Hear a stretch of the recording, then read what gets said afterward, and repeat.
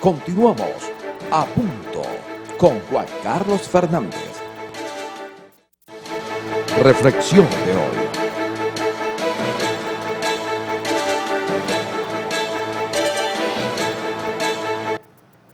Amigos míos, hoy veía una vieja entrevista que le hizo Marcel Granier al ministro de la Inteligencia de Luis Herrera Campín, al doctor Luis Alberto Machado, un hombre brillante, que fue, por cierto, discriminado por la clase política de la época. Era el ministro de la Inteligencia.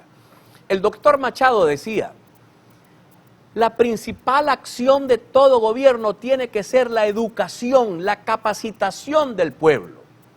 Y colocaba múltiples ejemplos. Decía, por ejemplo, el doctor Machado: usted a la gente, a toda la población venezolana le entrega casas. Y muchas de esas casas a los 2 años van a estar convertidas en ranchitos. Porque la gente no tiene educación. Él decía: quítele todo el dinero del mundo a los ricos de Venezuela y regáleselo a los pobres del país. Al año siguiente los ricos volvieron a ser ricos y los ricos pobres volvieron a ser pobres. Usted no ha visto una persona que se haya ganado el quino y se bebió la mitad, la otra mitad se la gastó en mujeres, en rumba, y volvió a la pobreza tremendamente.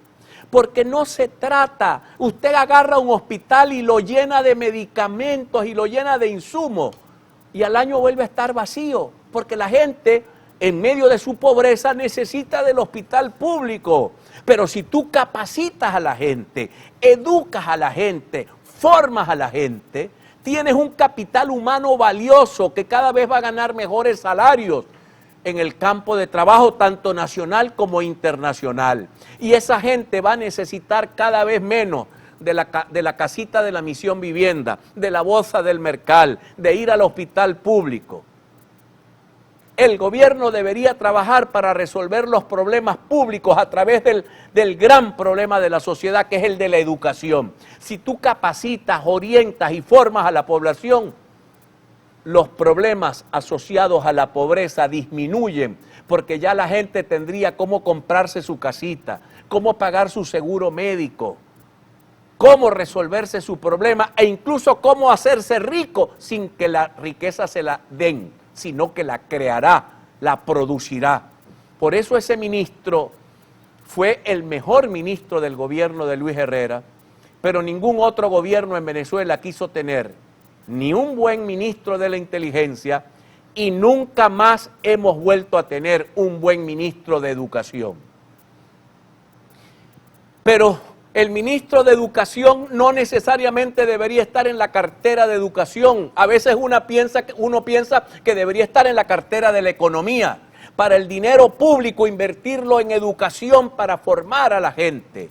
Ayer estuve en las Trinitarias, allá en la zona más lejana de Francisco Eugenio Bustamante, niñas de 15 años preñadas, preciosas niñas que podían ser médicos, abogadas, ingenieros, pudieran tener cualquier profesión si la educación, si el colegio 1 de Mayo estuviese abierto en nombre de Dios, destruido, cerrado, no hay acceso a la educación, entonces lo que tenemos es una fábrica de pobres en nuestros barrios y la pobreza seguirá siendo la marca.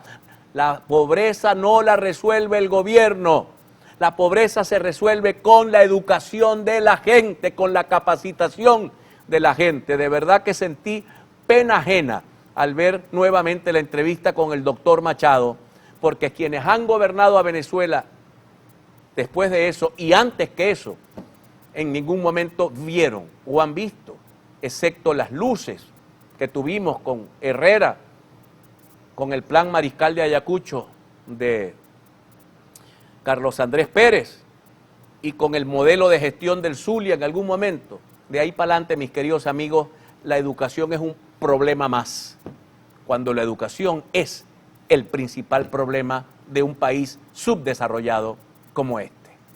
Identificamos y ya regresamos. Ya regresamos a punto con Juan Carlos Fernández.